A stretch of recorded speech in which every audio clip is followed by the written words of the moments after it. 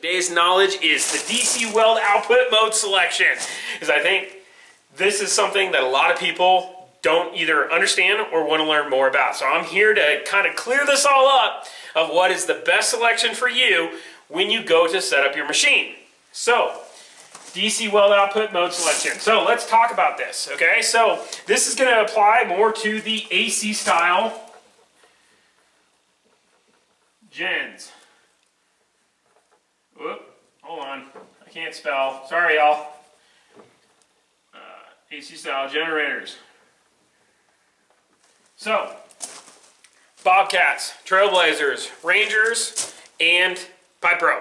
Okay, PipePro is one of those machines, and it's, you know, and in all the other videos that I've done, you guys know I talk about the PipePro. It is a phenomenal machine. It does what it needs to do, but is insanely overpriced for basically, you know, for what you're getting. I think realistically Miller could drop that down just a little bit and make it a little bit more affordable, because it's not exactly a true competitor to like the XA300, which is what they're trying to make it. They're trying to make it a cross-country pipeline, mainlining, do everything machine, and the reality of it is sometimes you need to pick machines that do exactly what you want for that specific purpose of welding. All right. So anyways, so that being said, AC style generators. So Bobcat, Trailblazer, Ranger, and PipePro. So the two settings that you see all the time are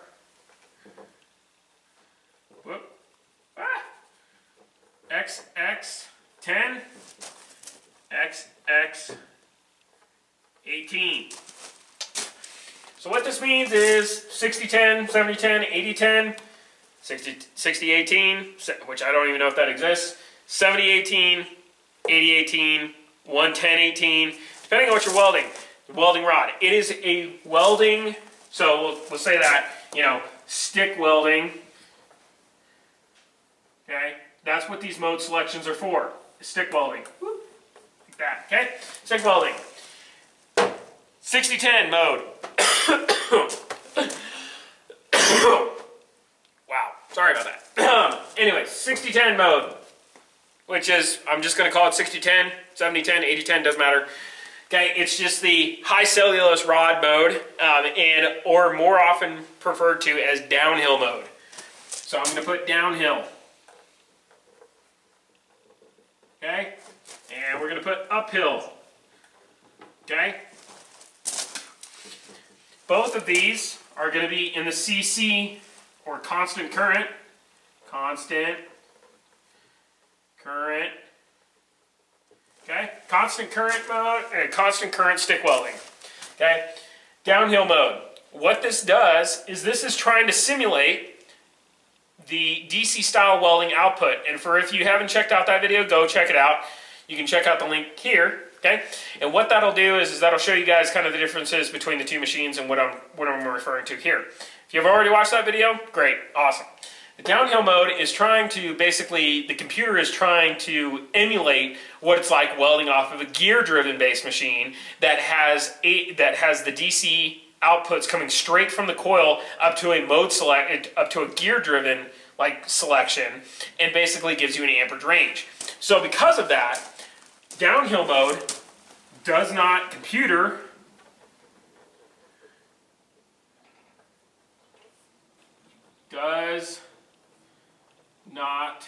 wow. Okay, hold on. Hold up here. So I'm going to say, we're going to put it like this. Computer equals less. Okay? So it's less computer and more of the machine. In the uphill mode, you've got computer equals more. Okay? So the computer is controlling more of what the machine is doing, because what it's doing in the uphill mode is, as you bring that arc away from the pipe or plate or whatever, it's actually going to rectify that by boosting the amperage in order to keep it at the same amperage level. So in downhill mode, as the rod gets closer to the pipe, it's going to decrease the voltage, increase the amperage. In uphill mode, that is not the case.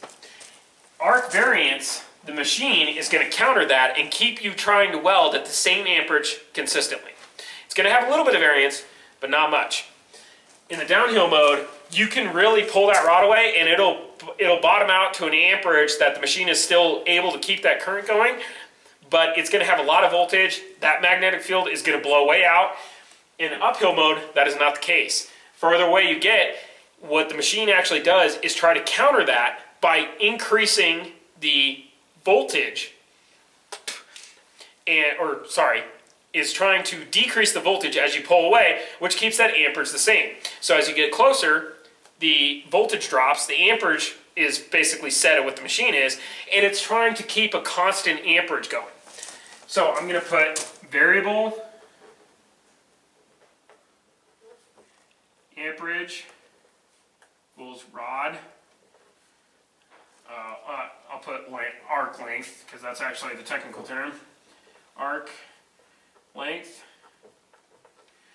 And I'm going to put over here constant amp equals variable arc length. Almost need a bigger whiteboard. So constant amperage equals variable arc length, and what that means is as you vary the arc length, the machine is going to try to counter that and give you a more constant amperage. Whereas downhill mode is going to be a variable amperage because the arc length is varying that amperage output. Okay, so like I said, this mode is going to kind of more emulate what it's like welding with a DC based fully coiled machine. So like the SA300s, the SA200s, that type of machine produces a clean DC output, and as a result, it had the arc length that you're using actually varies the amperage that you're doing.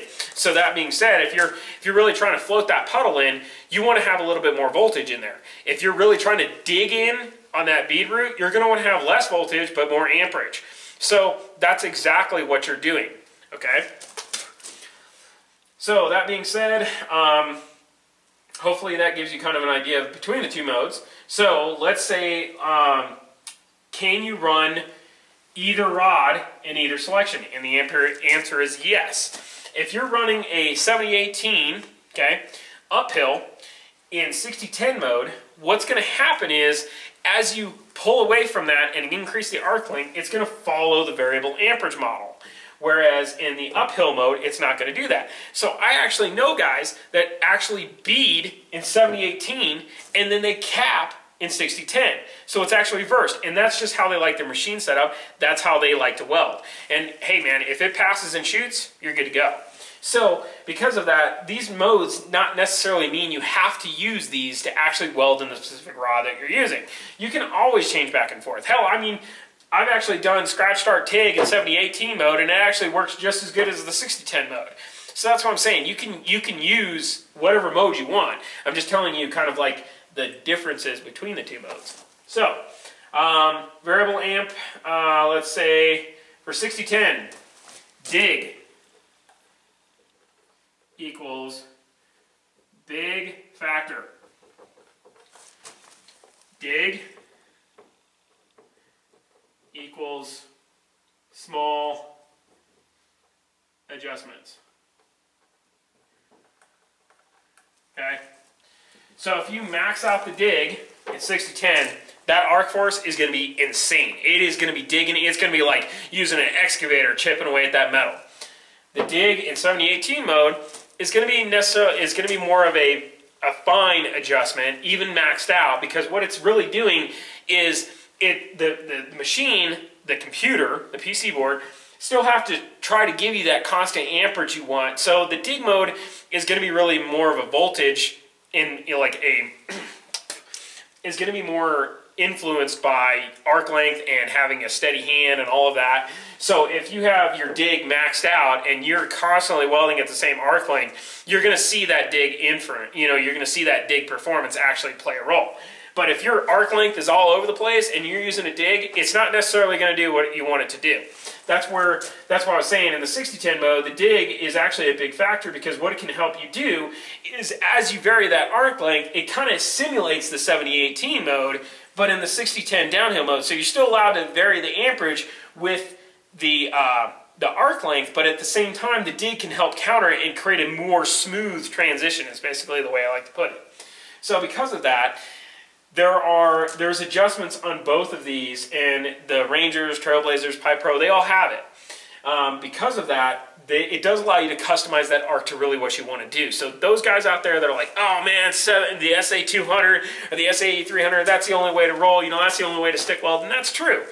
Don't get me wrong, there are some benefits to using those machines, but not necessarily maybe worth the cost, as like I tell people, is if your budget can only allow for $8,000, you're not going to go take a loan out on a machine that can only do stick welding, and you can TIG off of it, but it's scratch start, it's not the greatest or whatever, and it's a really good stick performance, but you're a multi-hand welder. Why would you go out and do that? So you might be looking at something like a PipePro or Trailblazer, something like that has the ability to do different modes and different types of multi-hand welding.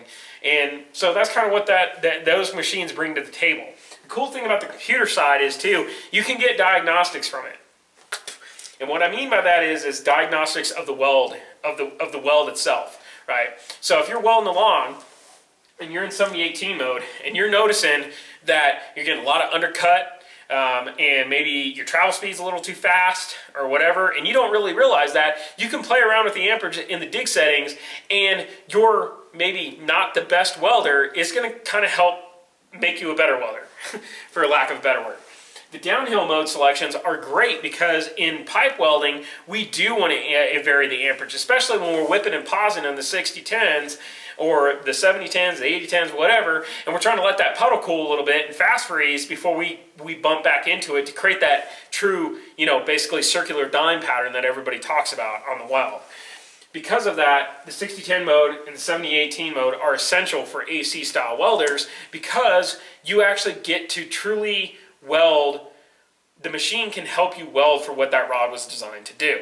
So anyway, so hopefully that sums up the different mode selections.